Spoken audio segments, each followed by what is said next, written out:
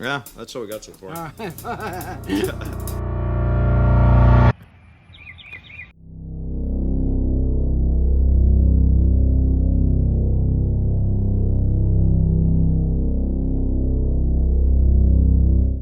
what it comes down to is like our family, like our kids, or Bryce's. Like it seems like that's what he was saying is he can't afford it. But then I see Bryce out buying guns every week and taking his kids on these hunting trips, and it's like, dude, like I can't afford my kids. Like I can't pay for them, and so we were in a good position. So I got hired on as the VP of sales at Beyond Pro. Brittany was brought on as COO, and then she changed her role later. But they brought Brittany on basically because I told them that Brittany was going to quit her job here if she had a job there. They wanted to hire me, so it was kind of like a package deal. They hired me on, she was going to come, and they were going to hire her as a C-level. So when we finally decided that we were going to do that, which is risky because we're both now working for the same company, we were like, should we do this? But everything was going so well with my team. I had 85 to 90 reps underneath me, so they obviously knew my value, and we were probably producing 60 to 65% of the revenue of the whole company. So, which I knew easily because you can just add up what was the revenue for today and then subtract what we did. And so they tried to hide that, but eventually I found out.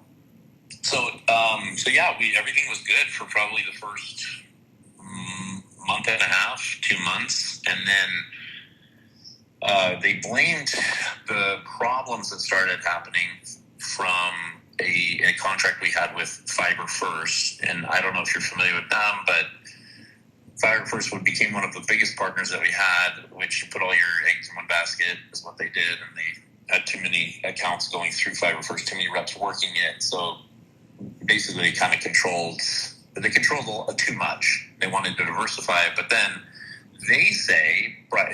Bryce and Lucas, and the narrative of Beyond Pro was that they didn't get paid a certain amount of money because of accounts that were so abstract. They keep changing stories. So can't remember the first story. Do you remember? It was the story I got was that they made a deal that never came to fruition.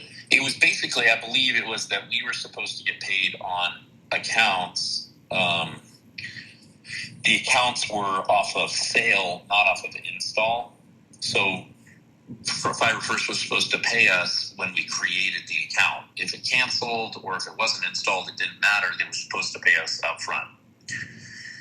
And apparently that wasn't a deal that was made with Beyond Pro, or it was, and then that person that made the deal was fired at Fiber First, and then they had no paper trail. There was nothing signed because a lot of these agreements are verbal. So Bryce and Lucas said that, oh, no, it did. That was an agreement we made. It's just that person left. And then they said they didn't want to ruin that friendship with that person because they went to a new ISP, which was Joseph Anderson. And he left to a different Joseph or Chase? Joe. No, it's Joe. As a matter of fact, Joe's already been part of the coverage.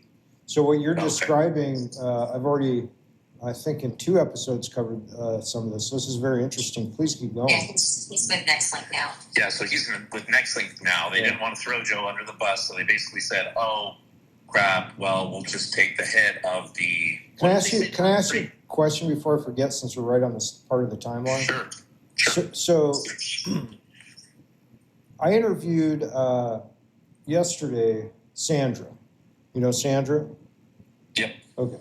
So Sandra was sent in to pretend to be a whistleblower, but then was there with the narrative from Bryce. So if you watch the episode, I call it BB Ultra. You know, I kind of got a dumb sense of humor sometimes.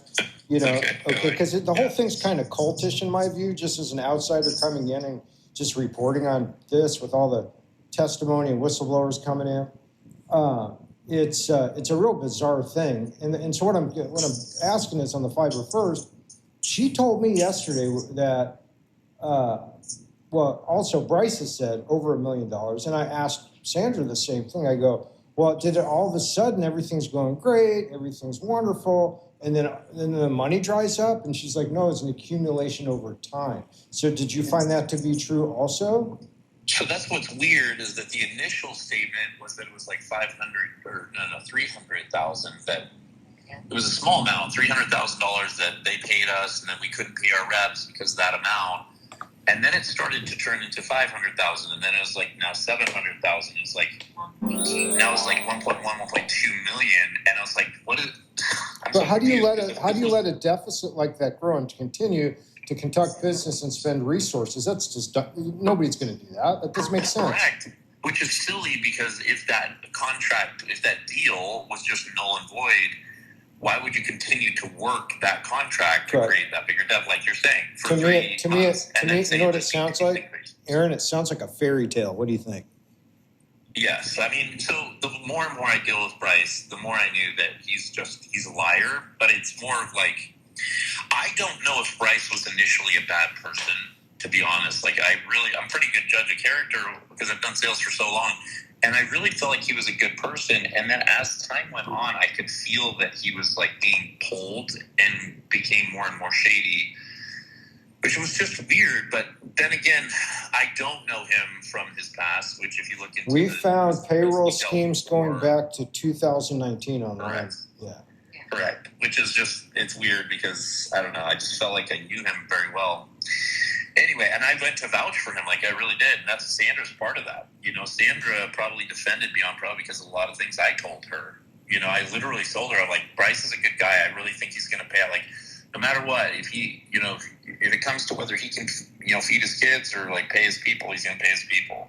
Because that's what I was being told, you know? So it really was kind of this cultish thing where it's like I was bought into it and I believed him. He had shown some receipts. Like he had kind of put his neck out and helped financially with some things, and even if it was like up until that point, anyway. You know what it is, guys.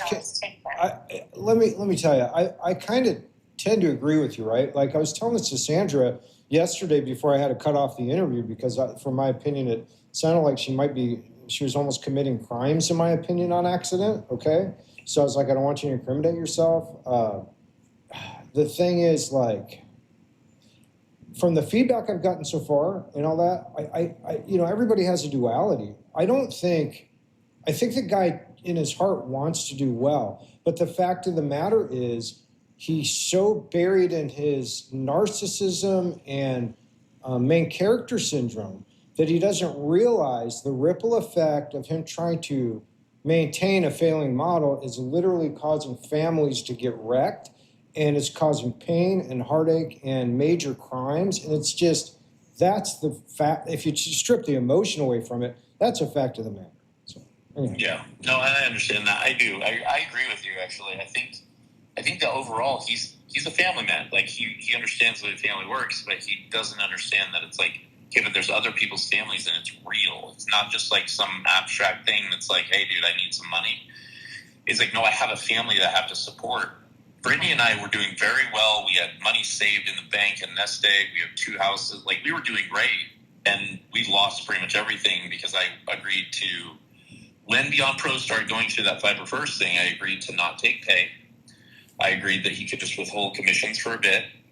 And then he would pay it out at a certain date, which we did state. And it's all in text messages and agreed to. And it just never happened. I basically stopped taking pay. It was basically, I kept working, and I was in a position where I could either pay my people for the Fiber First accounts and make sure that they were taken care of and paid, or I could take the pay. And so I did the right thing. We paid our people. Everybody was happy and good, except for I said, hey, well, so I'll just take the hit on this, but not the hit. I want to get paid back eventually, Bryce. And he agreed, and we took a reduced amount. It was $140,000 at the time. That was last October. We agreed that he'd pay me the $140,000 that I was owed, plus the commissions going forward, and that I would just not take pay. That never happened. And none of that is. I mean, he paid me a little bit here and there. He made like $200 here, $2,000 there. We've kept track of all of that. You have an approximate date when you guys made the agreement where he stopped paying you for your work? When did that date happen? We don't know the exact date when he stopped paying, but we have a text message on a certain date that says, hey, as of this date, you owe us this much money. Well, yeah, that's the important one too. But what I'm trying to get my head around is because I'm trying to put together a timeline, with all this stuff, is like at some point, everything's going cool. Aaron's getting his money. Everybody's getting paid. When did the conversation with you and Bryce happen, Aaron, where he's like, "Hey, bro, you can't. We got to get creative." And you're like, "Okay, dude, you can. I'll wait." Like, when was that roughly? Like, what month? What year? Well, no, that's what's weird, dude. The initial part would be I actually said, "Hey, maybe I should just take a step down." Because I don't think Beyond Pro can pay me right now what I'm worth, and so I'll just start working in the field. He's like, I don't know if I like that. I'm like, well, dude, we can't. I'm looking really quick. Texts. I can have. So we were kind of looking at this as a preliminary talk, so I can have dates and numbers and all that lined out for you as well later. But yeah, I'm just trying to get a rough idea. We don't need to really sit on that. October. Here's the text right here. October. I said. This is after we had a talk in person. I texted him just to get it in writing. Yeah. I said, 40. This is on October 24th. I said, just to confirm, $20K next week to pay for September, because he hadn't paid me for September. So I said, you're going to pay me $20K next week to pay me for September. Then $140,000 paid back at $2,500 to $5,000 extra per week. That was extra on top of my base pay, which was $1,600 plus whatever my commissions. And then when will October be paid out? You want to add it to the rolling balance? He said, whatever we do next week, I want to be able to be to a point where we pay weekly $2,500 to $5,000 plus that week's commissions. Then I said, okay, so the $2,500 to $5,000 plus will be on top of my base and commission pay, and he hearted that. Okay, and that was October last year. Mm-hmm. Correct, okay. October 24th. Okay, and then when did you exit? So that's the thing, is I know they didn't fire me because they obviously didn't want retaliation or something, and I never really left. So honestly, I think I still work there. I never resigned. Wow. Yeah, but I never resigned because it's like, well, I want to get paid, and they never fired me because they don't retaliation. So when's the last time you talked to Bryce? Yesterday. Funny story. Wait, was it yesterday or the day before? Monday? The first time was when you were driving back Sunday. So yeah, he called me Sunday out of the blue. I haven't had any comms with him for probably what? Let's see. We'll tell you exactly how long it's been since we talked to him.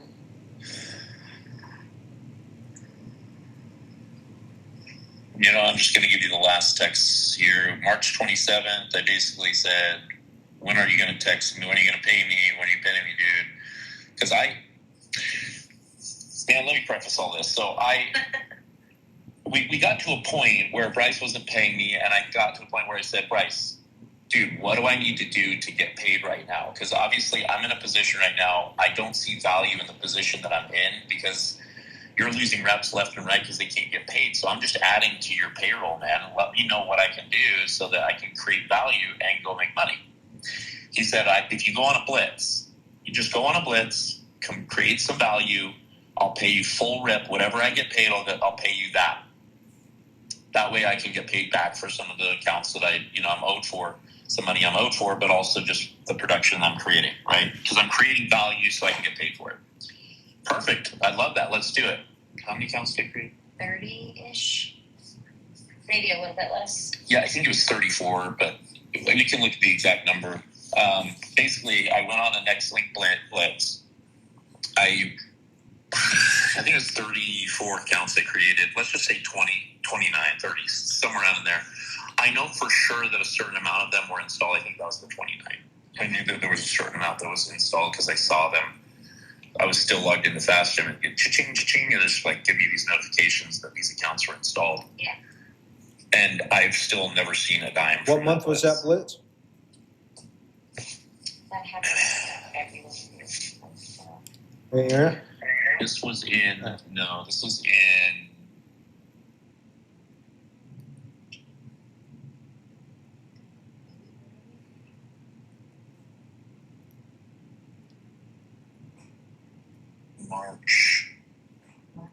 March-ish, spring basically this year? It was this year. Okay. So October, it's like, hey, bro, we got a problem. Houston, we got a problem. We have about $150,000 problem. And then 6 months or whatever, however many, 4 or 5 months goes by. And then it's, hey, we got a solution.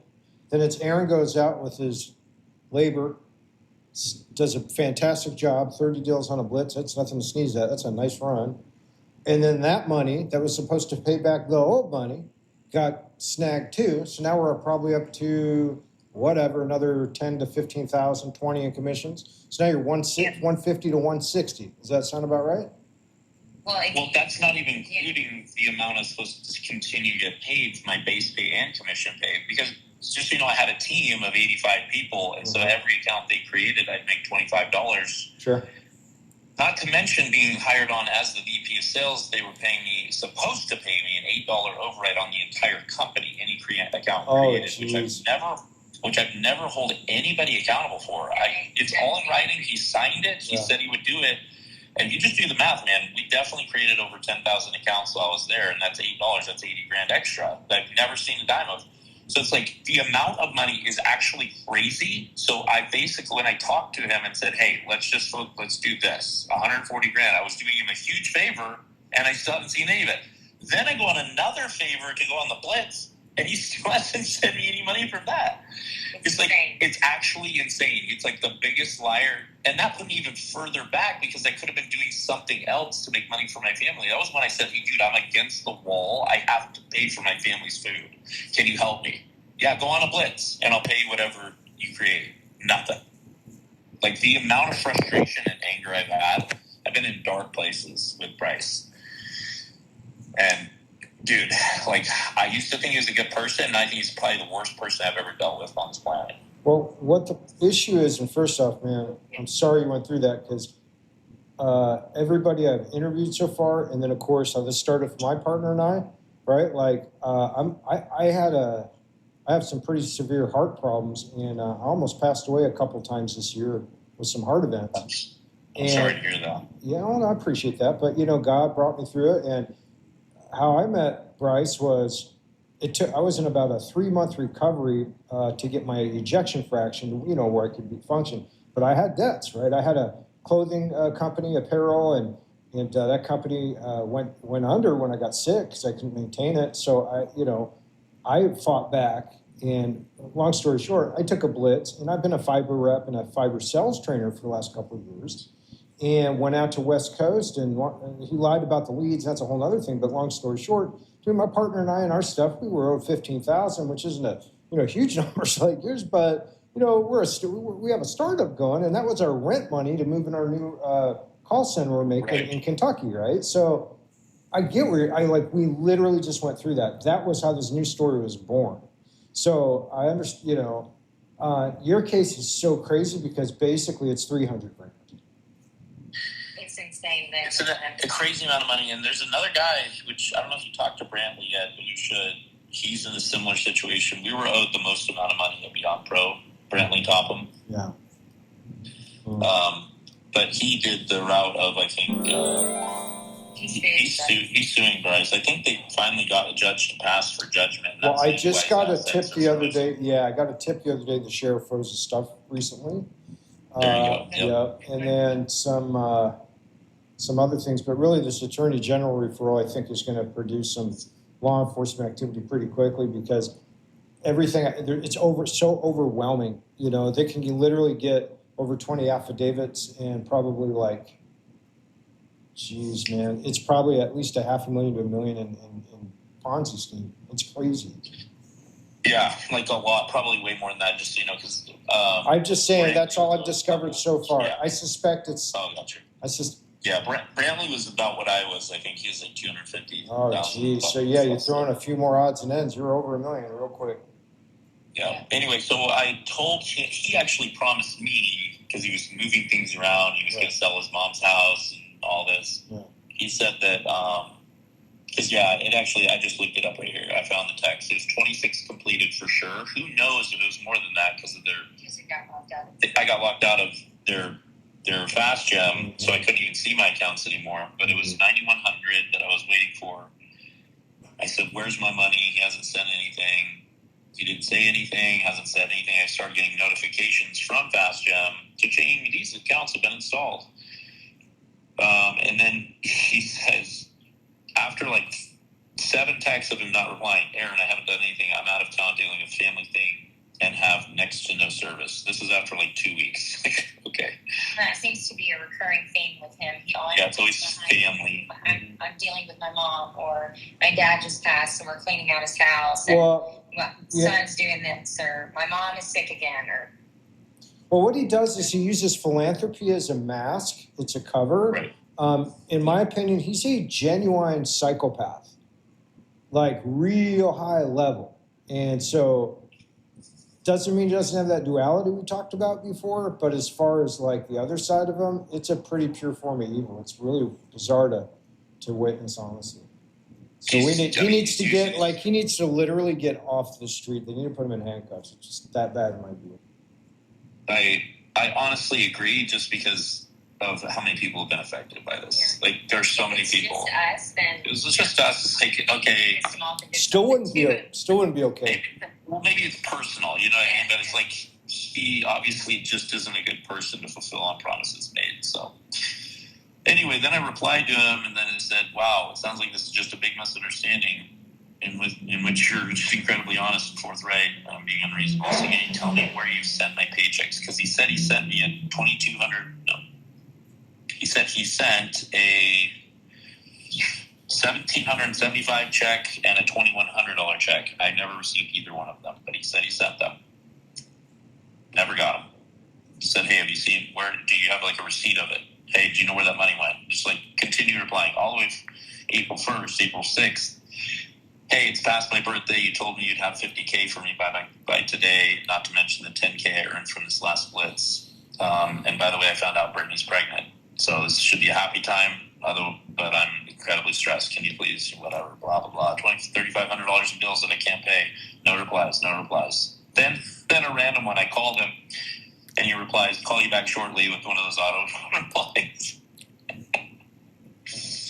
I said, "Let me know when." Nothing. Absolutely nothing. Yeah, then texts just continued, man, from May, June, never replied. And then on my way back from this blitz on Sunday, he called me. Yeah, I found the transcript. I said, hey, Bryce Baker, how are you? Oh, jeez. Let's see.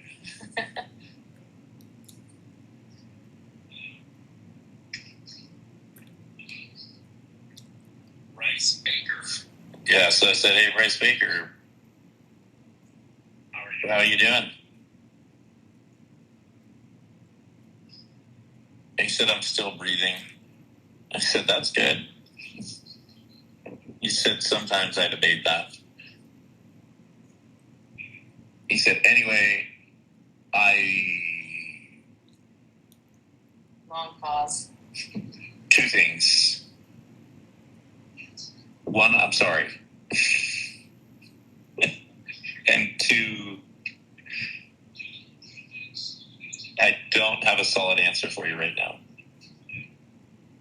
Like sometime in the next 21 days,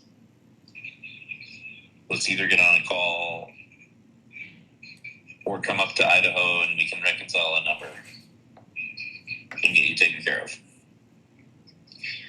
So basically, I mean, that's all we need to do. Then I kind of lost it. I'm like, "You're sorry?" He just goes to me for however long. Basically, he's trying to get me to go up there to Idaho or just get on a call with him to reconcile a number, which he just wants to settle for a low amount is what he's probably trying to do. Just get out. And, I feel like he wouldn't have called me unless he felt the walls closing in. So thank you for what you're doing, because I think everybody's been paid now that, that's been on the podcast or your investigative series, or whatever you want to call it. Yeah. Your episodes. Yeah. Yeah. Everybody, my partner is still owed a little bit, but it's okay. I mean, it's working. It might not work for me because it's such a large amount, but I mean, it's working. It's doing something. So can you break down just rough, and again, your ballpark figures, doesn't have to be exact, on your portfolio of stolen human capital, right? $300,000 approximately. How many different ISPs does that represent, and what's the rough pie of that? How that's spread around? I would say, well, that's the hard thing, is because I was base pay. Man, I don't even know how to explain it. I've given Bryce a $15,000 cashier's check, like, just to give you an idea. That's how much I believed in him and Beyond Pro. Like, I still have the receipt of that. How much of your own money did you put in besides 15? I mean, other than just not taking pay, and then me paying my people, I paid them rather than him paying them. How much was that? I made an outrageous amount of money. I don't know. I'd have to calculate it, but probably around 50,000. And then anyway, so that's what added to that 100,000. 100 was probably 85 that he owed me, and then the 15 grand I handed him, and then the 50,000 I paid out to my people, rather than get paid. So, yeah. Plus then commissions and wages owed. And that's the thing, is that I told him, I was like, dude, let's kind of settle. Let's just figure out a number that we can, like, whatever. We've all gone through hard times. Business, it's business, so let's figure this out. And that's when he started to, like, after we settled on that number, he started estranging me and ghosting me. They had this weird little clique with him and Lucas and Lane. They're like this weird little group. It's not just him. They're all three in whatever it is. I don't know what it is. They could be in some weird sexual stuff. They could be in some drugs together. They could be in gambling and some whatever it is. I've been told it's all the above from many sources. A lot of it's hearsay. I haven't seen any documentation, but it's all hearsay because they were very good at keeping it closed. This is conjecture, but that's what I believe is happening, because there are employees that went over to their apartments. Well, the drugs I've confirmed for sure, cocaine and things like that. I've been for sure. I don't know about Bryce. Yeah. I think Bryce, if I had to guess, there's some other vice. I think gambling's probably a reasonable guess, just based on the behavior and the quantities of money. Correct. I believe so as well. Yeah. Because, and I even brought this up to him. I'm just like, and he reaches out to me. He's like, dude, what are you saying, like, to people about me having a gambling problem? I said, no, dude, I've just talked to people, and they say that anytime they're door to door and an outrageous amount of money goes missing, there's usually a vice that's involved, whether that be gambling or hookers or drugs or whatever it is. There's some sort of addiction. There's not many vices that are going to move that much money, other than gambling. But you can cut that part out if you could, just the conjecture, because I'm not trying to. Oh yeah, no. I actually, you know what? That's my opinion. I actually formed that opinion before this interview. So that's okay. I don't think it's unreasonable or slanderous or anything to just, like, because really at the end of the day is everybody's entitled to their opinion, and when you look at the body of work, like, my job's to try and kind of figure out what's going on. Correct. To me, it certainly presents that way. Correct. Yeah, and I mean, whatever he wants to do, I don't care, as long as he pays me. But do whatever you want to do, sir. Yeah. If he wants to gamble or have sex parties, I don't care. I just want you to pay me the money I'm owed. So that's to getting back to the facts. We are owed a lot of money. I'm down to settle, but it seems like he doesn't have any money to settle with. Yeah, he's not going to have any. And the problem is that, like I said, I think once this referral goes out, I believe the law enforcement will act very quickly. And at that point, it's, here's what I'd like to do. So I'm doing an initiative after this. There's two things that are coming after this, right? As you can see, the quantity of interviews and victims is just tremendous. So we're doing this feature documentary film. That'll take us a year or two. And then I'm also going to lead a reform effort called the Fiber Worker Protection Act, which is going to be, if a sales channel is doing 25 or more activations per month, they're going to be required to get a surety bond, not just for commission sales, but any labor in a 1099 capacity. And I'm going to start in the state of Kentucky, where my new home is. And, so that effort's going to be going along with this, because, I believe that's appropriate. I agree. Currently, maybe we do that for a year or two, and then we get the federal bill, because you get 5-6 states and the federal can follow behind it. And the other thing I'm doing as this is going, if you look on X under @FrameJourno, I'm leading an effort to hold all the ISPs in the country accountable in this news story. Because from my view, they have agency to the crimes. And because it's their brand being sold on the street to the end user, they are trying to keep liability at an arm's length with the 1099 model, but really behind closed doors, they're covering up for bad actors and violating their own ethics. Now, in TDS's case in particular, they have kind of a larger problem, being that they're on the New York Stock Exchange under ticker TDS. And so they are fucking their stockholders over, pardon my French, by participating in a cover-up. They're going on about a 30-day cover-up. So just to kind of share that with you, that's the other side of the story on the story. I'm curious on, and again, just a ballpark. What'd you sell? What, 5-6 different brands in your tenure there, or what? Yeah, a lot. I mean, so I sold for Metronet, Vexus, Nextlink, TDS, GoNet Speed. Trying to be green light. Well, no, you never. I didn't sell green light. So that was pretty much it. A lot of it, most of I'd say the business was through Nextlink and TDS and Fiber First. Initially Fiber First before they terminated their agreement. And there's some, you need to talk to someone at Fiber First. I don't know if what's his name? Have you talked to anyone there?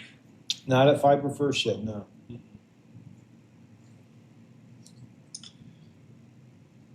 Kevin Hopwood. Okay, what's his part in all that? I'm sorry. I said, what's his part in it? Was he involved with it? I forget his title, but he was basically with like door-to-door relations, like partnerships. I got you. So he was basically working directly with Bryce. And so I think he had said at some point, this is conjecture, but I had hearsay, I had heard that actually Beyond Pro owed them money for advanced money. And that's why it went south, the partnership, is that actually Beyond Pro owed them money. They had fronted money that then was never paid back. Where'd you hear that from? Where did that hearsay come from? So I heard it from multiple reps, because reps would they'd go around Bryce and reach directly out to Fiber First. Okay. And then Fiber First said, no, we don't owe you money, you owe us money. Well, but that again is hearsay from reps. But when you got multiples of the same hearsay, that starts leaning a little the other way. All right, go ahead. Right, which is why I would say reach out to Kevin, and I have his contact if you want it. For sure. Yeah, you can text that to me. Perfect. What is your number? 425. One second. Okay. Okay. Sorry, I'm on my phone. And there's his email, and I got it actually. It's on my wife's phone. She just put it down. 425-507-5151.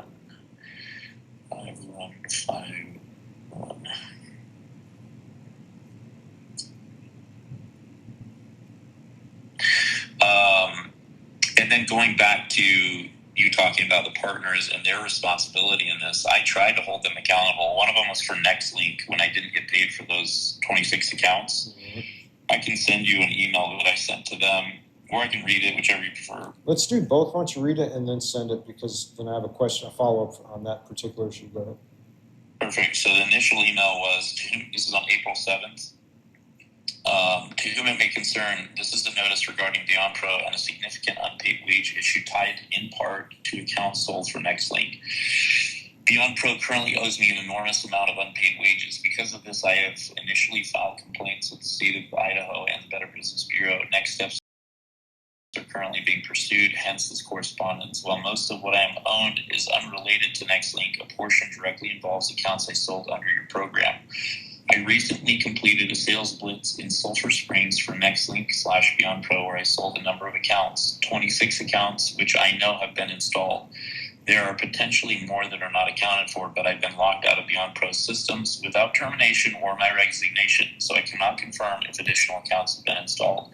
Bryce Baker, CEO of Beyond Pro, agreed that I would be paid $350 per installed Nextlink account on the splits. X 26 accounts equals $9,100. To date, I have been paid $0 for these accounts. Any correspondence from him to the effect that I have resigned, this is the reason for non-payment is untrue. I have only been estranged after multiple attempts to correspond with Bryce and his president, Lucas Burrows, requesting the money I am owed. Attached is the list of the 26 accounts that were presented to me as fully installed. I am requesting help in confirming the following. Number one, that these 26 accounts have in fact been installed and activated. Number two, whether Nextlink has paid Beyond Pro for these accounts, and if so, when. Number three, if additional accounts that I have sold have been installed. I also want to make sure Nextlink is aware that this is not an isolated issue. Multiple sales reps and technicians working under Beyond Pro have reported similar non-payment situations to me. Bryce Baker has stated that reps have not been paid because Nextlink has not yet paid Beyond Pro for their accounts. I am eagerly looking to verify whether that is accurate. Given the amount owed and the number of people involved, this situation has the potential to become a much more visible issue with incredible collateral damage and blowback. If it moves in that direction, both Beyond Pro's conduct and its relationship with Nextlink will likely be a part of that conversation. I would prefer to resolve this directly and without escalation, but that starts with clarity on these accounts, statuses, and payment receipts of completed transactions to Beyond Pro. I appreciate your time and prompt response. That was sent to all of the higher-ups at Nextlink. B. Baker at Nextlink. So you put them all in a room, so to speak, all the executive. How many did you copy in? 1, 2, 3, 4, 5, 6, 7, 8. Guess what, Aaron? Yeah. You're a causational journalist. Please proceed. This is great. Keep going. Then I replied again on April 23rd, and I said, Dear Nextlink leadership team, I'm writing to follow up on my email dated April 7th, 2026 regarding significant unpaid commissions owed to me by the vendor Beyond Pro, specifically tied to 26 Nextlink accounts I sold during the recent Sulfur String sales split. Today, I have not received any acknowledgement or response to my email that was sent 2 weeks ago. For reference, the key details are as follows. Bryce Baker, CEO of Beyond Pro, verbally agreed to compensate me at $350 per installed Nextlink account. I sold 26 confirmed installed accounts, totaling $9,100 owed for the splits alone. I have not resigned my position. My access to Beyond Pro systems was revoked following repeated attempts to obtain payment. Bryce Baker and Lucas Burrows, presidents of Beyond Pro. I've attached the list and screenshots of these accounts for your convenience. I respectfully request your prompt assistance in verifying the three things again: the 26 accounts have been installed, whether Nextlink has paid Beyond Pro, and whether the additional accounts I've sold has been installed. This matter involves a substantial unpaid amount and has been reported as a broader pattern affecting multiple sales representatives and technicians working with Beyond Pro. I would greatly prefer to resolve this directly and amicably with Nextlink's support rather than pursuing further escalation. Given the financial impact and the time that has now passed, I would appreciate a response at your earliest convenience, ideally within the next few business days. Please let me know if you require any additional information or documentation from me to facilitate this review.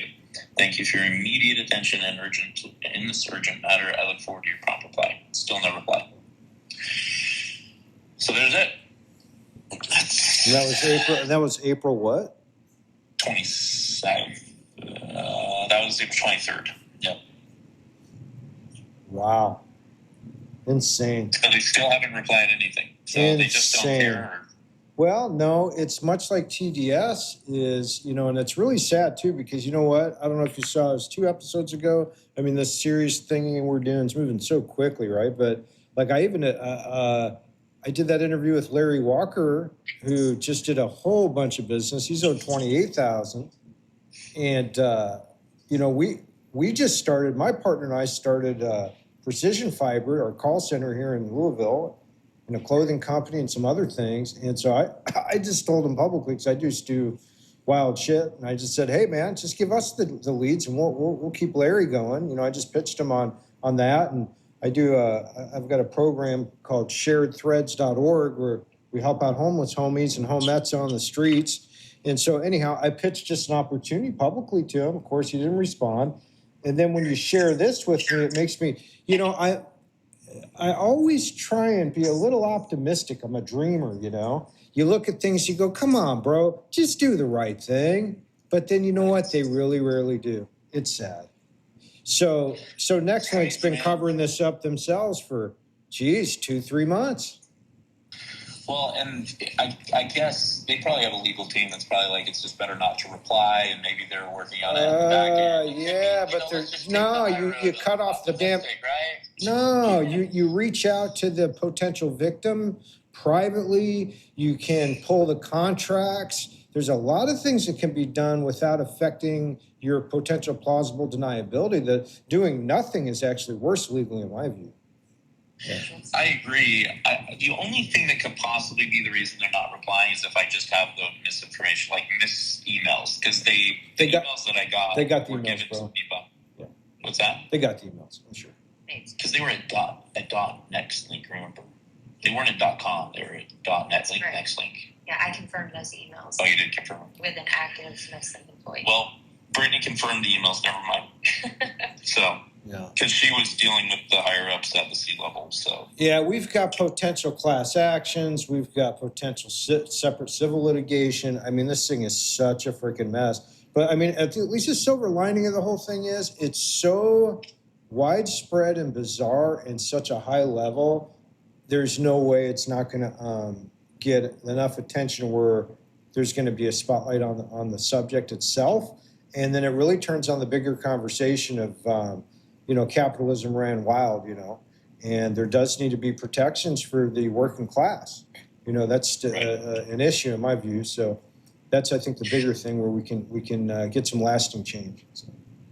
Yeah, I agree. I mean, the only frustrating part is when feds get involved, and I'm never going to see any money. But. Well, I think that so. Well, let's pin that conversation for another show, maybe.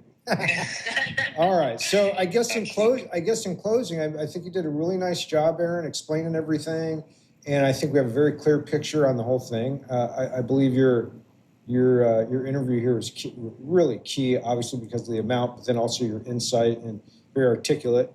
And I like the way you did challenge them, standing up for yourself. That's really what it's all about, is just standing on standing on your sovereignty, I guess, as a human, really. And yeah, I mean, we would have sued him if I had $10,000 to retain a lawyer. You know what I mean? Yeah, I know. Here, listen, bro. I've had millions of dollars 1 month, and then 2 months later been homeless. So I know how it goes to be like really kicking ass, and then all of a sudden going, oh shit, what happened? It can happen really quickly. So, well, it sounds like you guys are getting back on your feet. You're doing blitzes and making some dough, huh? Absolutely. Yeah, we're good, brother. I appreciate the interview. Yeah. Let me know if you need anything else. I'll send you the copy of this email, and then screenshots. I guess. Yeah. So what you can, if you want, so just text them right to my phone. It's easiest. If it's something like a large file, you can send it to the tips@clipartistfilms.com. And then, anything you have would be great, because I'm going to send that criminal referral over in about 5 hours, and then I'll probably edit your interview tonight. So there you go. Thank you, sir. All right. Thanks, Sounds Aaron. great. Thank you. All right, you guys. Thanks, See you. Have a good day. Bye.